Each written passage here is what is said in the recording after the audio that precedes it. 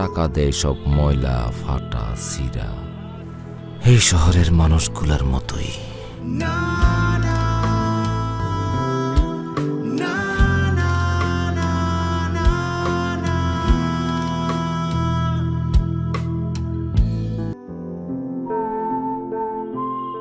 যে শিশুটি জন্ম হয়েছিল আমার সামনে, যাকে প্রথম আমি ধরেছিলাম আমার নিজের হাতেই জন্মের পর, আমার পাশে বসে আছে।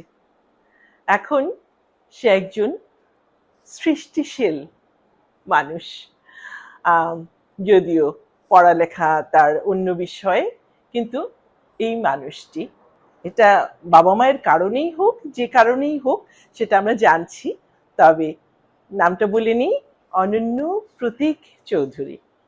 অনন্য, কেমন আছো? ভালো আছি অনেক কবিতা আন্টি। অনেকদিন পর তোমাকে দেখলাম, বড় হয়ে গেছো, সেই ছোট্ট মানুষটা।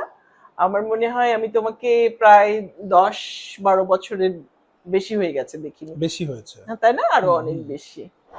তো এর মধ্যে তুমি ডিরেক্টর হিসেবে ডেবিউ করেছো, যদিও বাবা মাকে সাহায্য করছিলে এর মধ্যে, কিন্তু এখন যেটা আমি দেখলাম যে তোমার নয়া নোট এসেছে।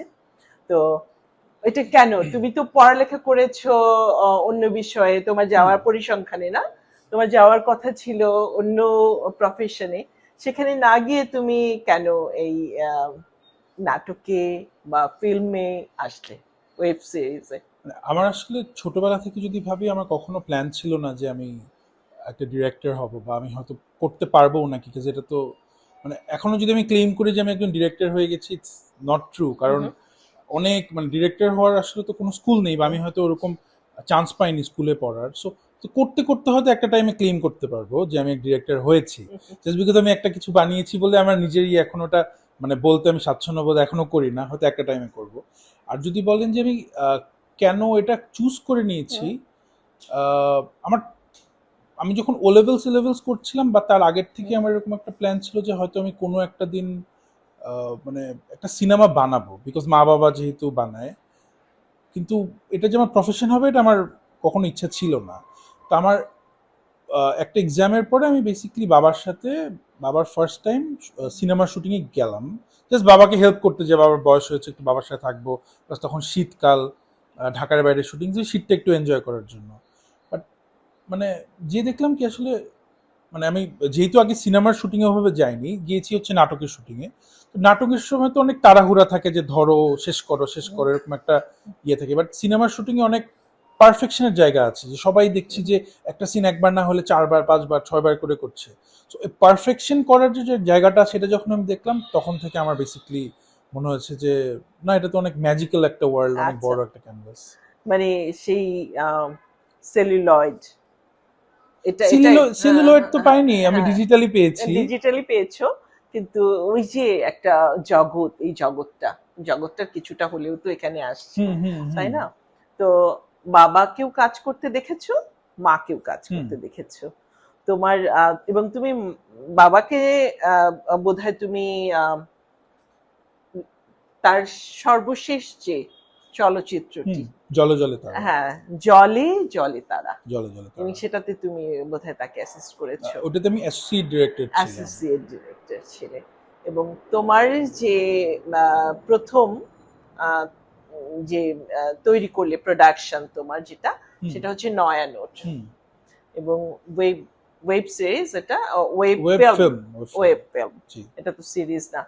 তো এবং মা, বাই দ্য ওয়ে, দর্শক আমি বলে রাখি যে বাবা হচ্ছেন অরুণ চৌধুরী, যিনি আমার কলিগ ছিলেন, আমার বন্ধু, এবং খুব স্বনাম খ্যাত ফিল্ম ডিরেক্টর। উনি নাট্য নির্মাতাও ছিলেন এবং উপন্যাসিকও। আর তার আসলে তার প্রধান প্রফেশনটা ছিল জার্নালিজমে, বিনোদন পত্রিকাতে।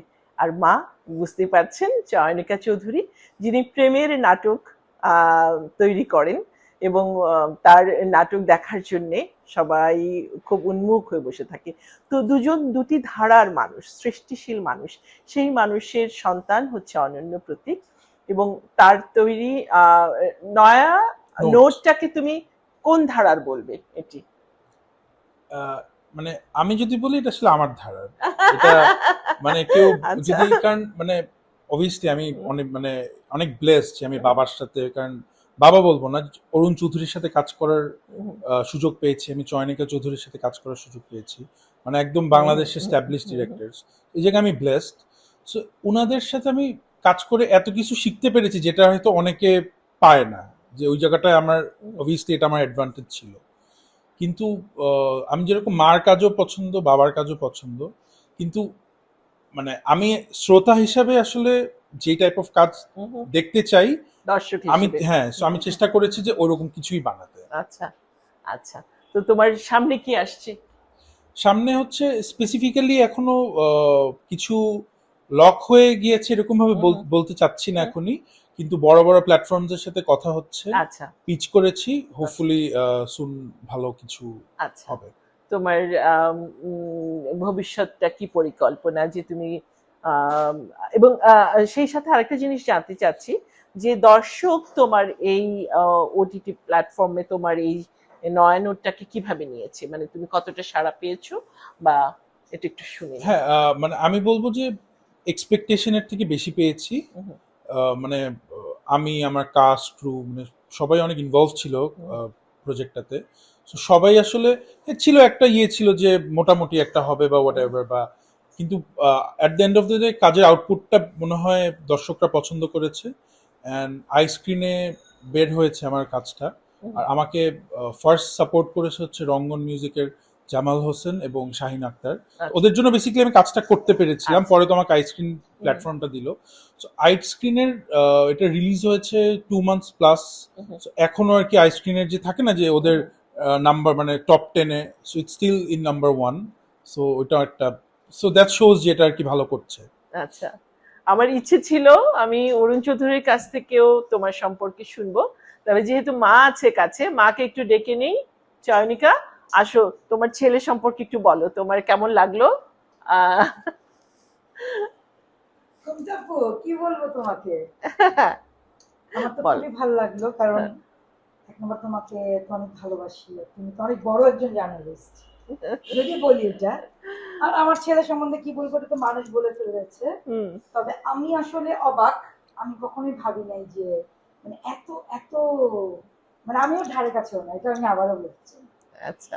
কেন really he is hmm, hmm, good. Hmm, hmm, ওর চিন্তাধারা, ওর ভাবনা, ওর সংলাপ, হুম, হুম, তারপর ওর অনেস্টি, ওর ডেডিকেশন এবং পরিশ্রম, হুম, হুম। এই জিনিসটা ওর খুবই ভালো। আমি আসলে সত্যি কথা তোমার মাধ্যমেই আমি বলতে চাই যে যারা বড় বড় যত প্ল্যাটফর্ম আছে, মানুষটা আসলে জানলেই হয় না, মানুষটা তো দেখানোর জন্য একটা জায়গা দরকার।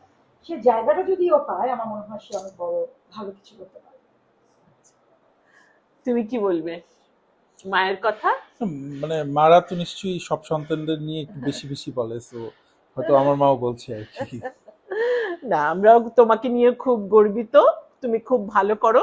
কিন্তু আমি যখন প্রথম শুনলাম যে অনন্য এই লাইনেই আসছে, সে ফিল্ম ডিরেকশনে আসবে, বা সে ড্রামা তৈরি করছে বা সিরিজ তৈরি করছে, আমার প্রথম যে ইয়েটা হয়েছে সেটা হচ্ছে, আমি খুব ব্যক্তিগতভাবে তোমার বাবা মা দুজনকে চিনি, হুম, এবং আমার কাছে মনে হয়েছে এই প্রফেশনটা খুব মানে সংগ্রামের মধ্যে দিয়ে হুম, যেতে হয়, ট্রু, এবং এটাতে টিকে থাকাটা খুব কঠিন একটা ব্যাপার, হুম, খুব কঠিন একটা বিষয়। তোমার কাছে, তুমি যেহেতু এসেছো, হুম, এবং আমার কাছে তখন মনে হয়েছে এত ব্রিলিয়ান্ট একটা ছেলে সেই প্রফেশনটাকে বেছে নিল সে, এবং নিশ্চয়ই এটাই তুমি তোমাকে একটা অন্য মাত্রা নিয়ে যাবে, সেটা যদি হয় সেটার জন্য আমরা প্রার্থনা করি যেন সেটাই হয়।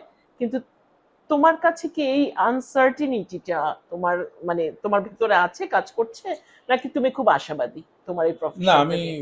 ডেফিনেটলি আশাবাদী, কারণ আচ্ছা। আমাদের দেশের ইন্ডাস্ট্রি অনেক মানে এগিয়ে যাচ্ছে, এবং এবং হয়তো এখন একটু ডাউন টাইম যাচ্ছে, but potential is very high. Hmm, hmm, আমাদের দেশে কিন্তু কস্ট এফেক্টিভ ভাবে যেই কোয়ালিটি প্রোডাক্টস দিতে পারছে, এটা আই ডোন্ট থিঙ্ক অন্য অন্য দেশে পারছে, বিকজ আমার পারছে কারণ মানে আমাদের দেশে টেকনিক্যাল সাইডে বেশ রিচ। হুম, হুম, আমাদের দেশে এত গল্প, মানে মৌলিক ধারার গল্প এত বেশি, যে কারণে কিন্তু আমাদের দেশের ফিল্মস বলেন, এখন বড় বড় যত ফেস্টিভ্যাল আছে সব জায়গায় অফিসিয়াল সিলেকশনও হচ্ছে, আচ্ছা। Cannes and all that. So potential is very high. আর যদি মানে মা আমাকে বা বাবা আমাকে সবসময় বলে যে আমি আমার যেটা পড়াশোনা যেটা করেছি ওইটাই কেন আমি করছি না বা কেন করিনি, বা কোথাও গেলে আমাকে বলে যে এত কষ্ট করে পড়াশোনা করলো এখন এই স্ট্রাগলিং লাইফ নিচ্ছে, তো দুইটাই কেন আমি করি না, তখন আমি একটা কথাই সবসময় বলি যে আহ, মানে দুইটা করতে গেলে আসলে দুই নৌকায় পা দিতে গেলে আসলে আমার মনে হয় যে একটাও ঠিকভাবে হবে না।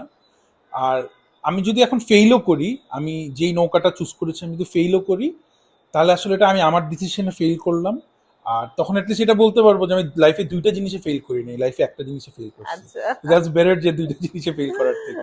না, তুমি অবশ্যই ফেল করবে না, এবং আমরা তোমাকে একটা আম, হয়তো তোমাকে দিয়েই আমরা একটা বাবা মায়ের যে আশা, যে লাইক তারা যেখানে পৌঁছাতে চেয়েছিল হয়তো তোমার মধ্যেই সেটা প্রতিফলন দেখতে পাবে তারা, সেটার মধ্যে দিয়ে হয়তো ফার্স্ট স্টেপ তো হচ্ছে মা বাবা যতটুকু পৌঁছিয়েছে তারা হাঁটু সমান যদি পৌঁছাতে পারি তাহলে এটা অনেক অনেক হবে। অবশ্যই। So let's see. এবং আমিও খুব গর্বিত তোমাকে নিয়ে, আমিও আশা করছি, আমার দোয়া রইল তোমার জন্য। ভালো থেকো। এবারে শুনবো আপনার কথা।